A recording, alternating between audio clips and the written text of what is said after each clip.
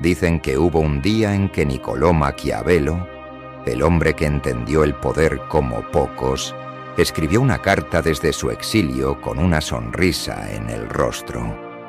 Aquella escena, perdida en los campos de la Toscana, encierra una de las lecciones más profundas de la historia. La grandeza del pensamiento puede sobrevivir incluso a la ruina. Maquiavelo había sido un hombre de la política, un funcionario leal de la República de Florencia.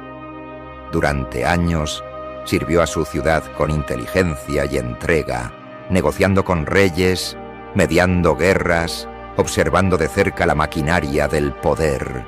Pero el destino es cruel con quienes se acercan demasiado al fuego. Cuando los Médici recuperaron el poder, lo acusaron de conspiración, lo torturaron y lo desterraron. Aquel hombre que había hablado con los poderosos terminó en una finca pobre, sin dinero, sin influencia y sin amigos. La mayoría habría sucumbido a la amargura, pero Maquiavelo no. En lugar de rendirse, decidió observar. Y en ese aislamiento, en medio de los días vacíos y las noches silenciosas, escribió una carta a su amigo Francesco Vettori.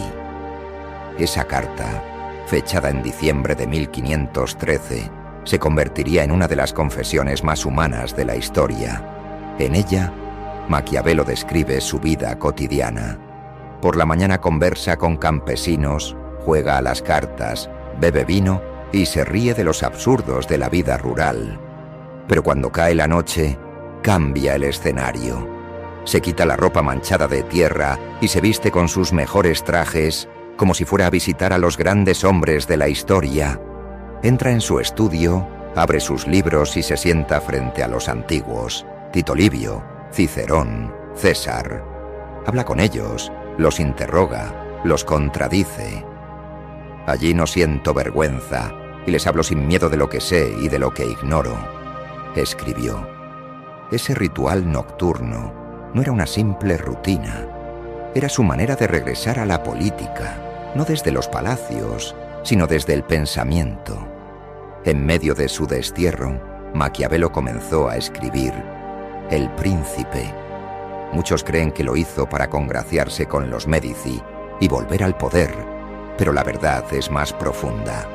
El Príncipe no es una súplica, es un retrato descarnado del poder, sin adornos ni hipocresía.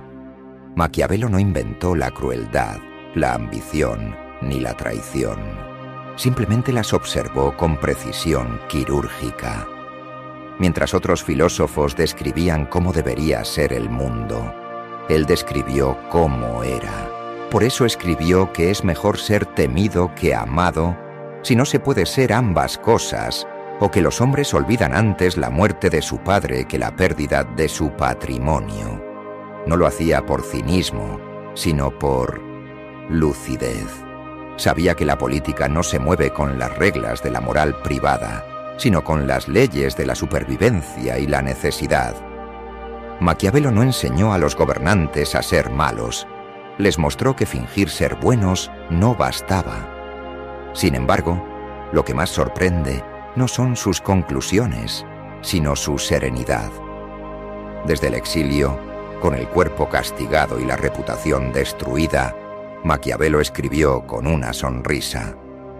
No la sonrisa del cinismo, sino la del hombre que comprende.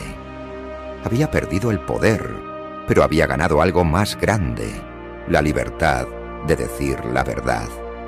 Y comprendió que, aunque lo desterraran de la política, nunca podrían desterrarlo del pensamiento. Por eso su carta es luminosa, porque entre líneas se percibe que aún ama a Florencia, que aún ama la política y que su mente sigue ardiendo con la misma pasión que cuando servía al Estado. Ese es el verdadero Maquiavelo, no el demonio que algunos pintaron, sino un pensador que amó tanto la verdad que se atrevió a decirla, aunque el mundo lo malinterpretara. 5 siglos después, sus palabras siguen resonando. El poder ha cambiado de forma, pero no de esencia. Aún hay quienes usan la virtud como disfraz, quienes predican la justicia mientras buscan dominar. Maquiavelo nos enseñó que para no ser manipulados hay que entender cómo funciona el poder, porque el conocimiento político no es malicia, es defensa. Aquel día en su pequeña casa de campo, mientras el sol se ocultaba detrás de las colinas toscanas, Maquiavelo sonreía frente a su pluma. No porque hubiera recuperado el poder, sino porque había conquistado algo más duradero, la eternidad del pensamiento.